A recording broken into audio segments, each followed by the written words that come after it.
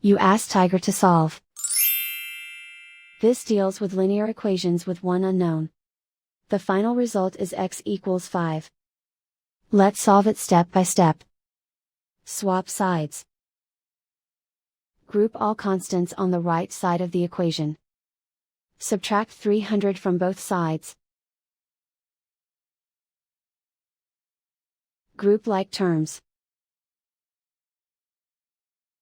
Simplify the arithmetic.